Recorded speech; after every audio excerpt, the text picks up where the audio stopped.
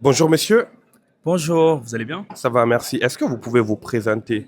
Alors, moi, c'est Diallo Tcherno Omar. Je suis le cofondateur du média Afrotech Hub. Alors c'est quoi Afrotech Hub?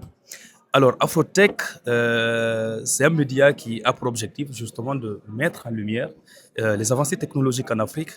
Parce que vous n'êtes pas sans savoir qu'actuellement, il y a énormément de startups qui émergent à travers le continent, que ce soit des startups ou des fintech, dans le domaine de la crypto, enfin, pas mal de domaines. Donc, l'idée, c'est justement essayer de parler de ces médias, de leur mettre en lumière pour qu'elles soient justement connues à travers le monde. Et Afrotech Hub existe depuis combien de temps? Alors, ça fait un peu plus d'un an maintenant qu'on est sur les réseaux, à travers les réseaux sociaux ou notre site web. Nous essayons justement de mettre de contenu régulièrement. Et on fait au minimum trois rubriques dans la semaine. Afrotech News, d'accord, Afrotech Hebdo et les actualités également. Et éventuellement des interviews qu'on essaie de réaliser avec Afrotech Talent où justement nous rencontrons des talents africains à travers le continent, Sénégal, Mali, ainsi de suite, la Guinée, pour justement parler de leurs solutions. Mais pourquoi pas faire un média d'actualité ou parler de politique, de faits divers comme les autres médias? Pourquoi spécifiquement se lancer dans le domaine de la tech et mettre en avant ces startups, ces talents? C'est une très bonne question. C'est une très très bonne question. Alors moi, je suis dans le domaine. Je travaille dans la tech, ça fait plusieurs années maintenant. Et avant ça, lorsque j'étais étudiant, je suis quelqu'un déjà qui aime beaucoup lire tout ce qui concerne la tech, d'accord, à travers le monde, ce qui se passe aux États-Unis, en France et autres. Mais j'avais ce manque, d'accord, en termes d'actualité, de sites sérieux qui parlaient vraiment de la tech en Afrique. Sincèrement, je ne connaissais pas un média africain qui était vraiment, que je trouvais très pertinent. Donc je me suis dit, c'est quand même dommage parce que c'était seulement à travers mes connaissances que j'avais des informations des startups qui naissaient en Afrique. Je me suis dit, pourquoi ne pas créer un média qui sera spécialement spécialisé dans la tech, parce que je suis dans le domaine, donc ça me facilitera justement de vulgariser ce que j'aime faire, ce que je sais faire également, plutôt que de me lancer dans la politique que je ne suis pas beaucoup ou dans d'autres, dans le sport ou autre.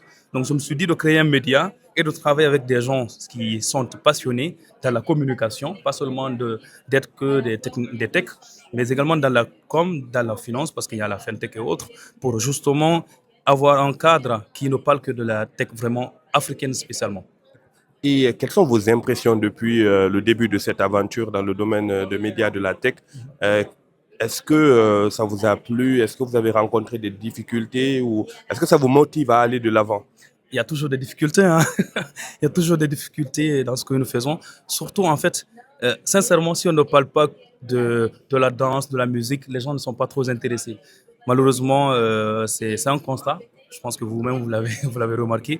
Mais en réalité, ça nous motive parce que, à travers ce que nous avons commencé à faire, il y a énormément maintenant de médias qui naissent.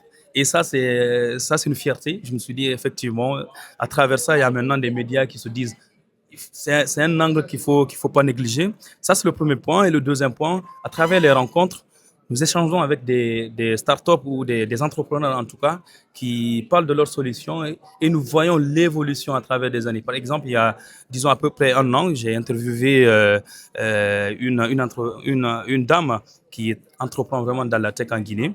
Et hier, je me suis rencontré avec elle. Du coup, j'ai eu le ressenti, en tout cas, ça a eu une grosse progression. Et le troisième point, c'est à travers ces différents événements comme le salon aujourd'hui, je me rencontre avec eux, des entrepreneurs qui disent, franchement, c'est bien ce que vous faites. Déjà, ça montre, en fait, ça nous motive réellement à continuer, à se dire, ça va aller, ça va le faire.